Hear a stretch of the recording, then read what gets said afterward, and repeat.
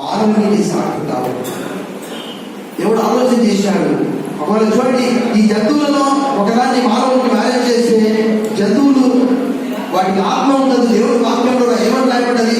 Bible అంతట్లో దేవుడు వాటిని ప్రేమిస్తున్నాడు, కానీ వాటికి ఆత్మ. ఒక సింహాన్ని మానవునికి సహాయకారిగా ఇచ్చాడు అనుకో దేవుడు, ఆ సింహం ఎంత ఉన్నాడు మానవుని గురించాడు. ఒక పామును ఒక సహాయకారిగా ఇచ్చాడు అనుకో, ఆ పాము ఎంత ఉన్నాడు కాటేసి.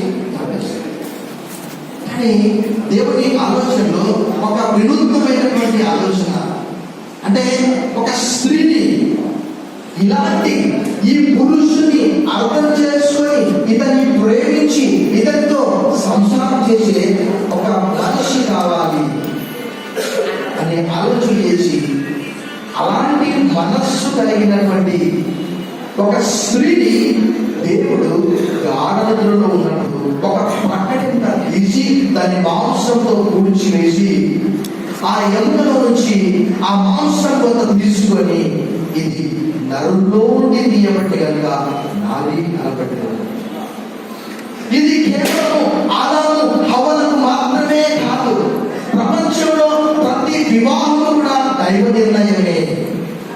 కొంతమంది ఈ మధ్య నేను ఒక వెడ్డింగ్ కార్డు చూశాను, వారు నాస్తికులు.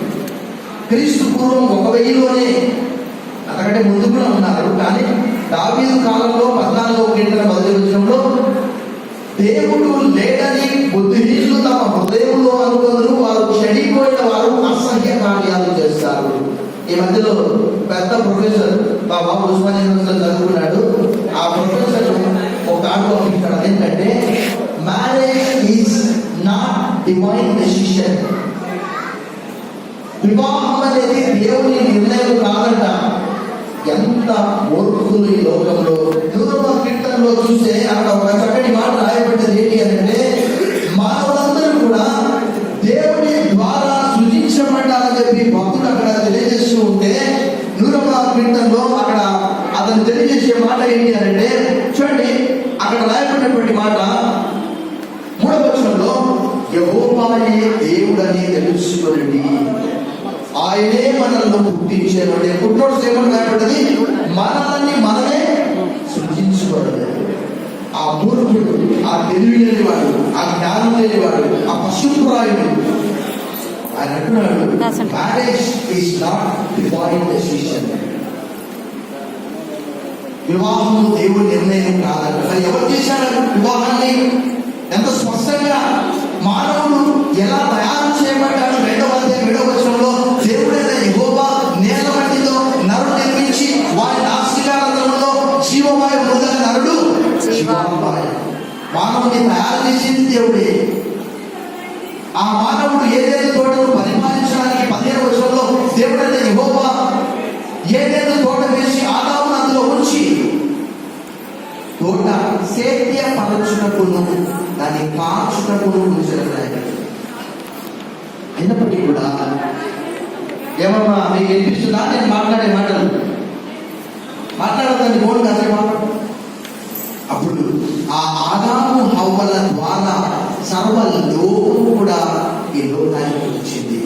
1వ అధ్యాయంలో దేవుడు చెప్పినటువంటి ఒక ఆలోచన ఏంటి అంటే, మీరు ఫలించి అభివృద్ధి చెంది భూమిని నిండించాలని చెప్పాడు. 1వ అధ్యాయంలో అక్కడ రాయబడినటువంటి మాటలు అదే మాట నోవహుతో కూడా చెప్పాడు. 1వ అధ్యాయంలో మనం చూసినప్పుడు అక్కడ రాయబడినటువంటి మాట ఏంటంటే, దేవుడు వారిని ఆశీర్వదించడం ఎట్లనగా, మీరు ఫలించి అభివృద్ధి పొంది విస్తరించి భూమిని నిండించడాన్ని లోపరుచుకోండి. అన్నిటినీ కూడా దేవుడు మానవుని యొక్క పాదముల కింద ఉంచాడు. 8వ కీర్తనలో చెప్తారు. అన్నిటినీ కూడా కలగ చేసి మానవునికి బహుమానంగా ఇచ్చాడు. మరలా నోవాతో దేవుడు చెప్పినటువంటి మాట ఏంటంటే, జలప్రళయం తర్వాత 9వ అధ్యాయంలో మరలా చెప్పాడు, మీరు ఫలించి అభివృద్ధి పొంది 9వ అధ్యాయం 1వ వచనం భూమిని నింపుడి. ఈ లోకమంతా కూడా ఆయన సృష్టి. క్రైస్తవులు కానీ క్రైస్తవేతరులు కానీ ఆయన మంచి వారి మీద, చెడ్డవారి మీద, నీతిమంతుల మీద, అనీతిమంతుల మీద ఆయన వర్షాన్ని కురిపిస్తున్నాడు. ఆయన సూర్యుని ఉదయింపజేస్తున్నాడు. ఈ లోకంలో ఆయన చేతి పని చేసి వివాహం మొట్టమొదటిగా ఆదాము ద్వారా ప్రారంభించబడినది. ఆ సంస్థను స్థాపించినటువంటి వాడు సాక్షాత్తు దేవుడే.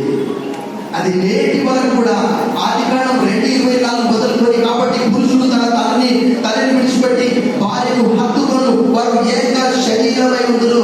అదే మాట యేసు ప్రభువు మత్తయి సువార్త 19:5-7, మార్కు సువార్త 10:7, ఎఫెసీ పత్రిక 5:32 అదే మాట చెప్పాడు. వారి ఆలోచనలు ఎదిన నుండి బాలు రాజకుమారి మీరు వాక్యం చదవాలి, అనుదినం ఇక్కడ చూడాలి, వాక్యం అనుదినం చదవాలి, దేవుని అర్థం చేసుకుంటూ మిమ్మల్ని కూడా ఒకరినొకరు అర్థం చేసుకోవాలి. మీ పట్ల దేవుని ప్రణాళిక ఏమై ఉన్నది, మీరు రాబోయే దినాల్లో ఎలా జీవించాలి బైబిల్ తెలియజేస్తుంది. భార్య భర్త సంబంధము, తండ్రి కుమారుడి సంబంధము, తండ్రి కుమార్తె, పొరుగువాడు, పరదేశి, అధికారి, పాఠశాలి, ప్రతి ఒక్కరి గురించి రాయబడ్డది. మన జీవితాలను కట్టుకోవాలి అంటే ఈ దేవుని వాక్యము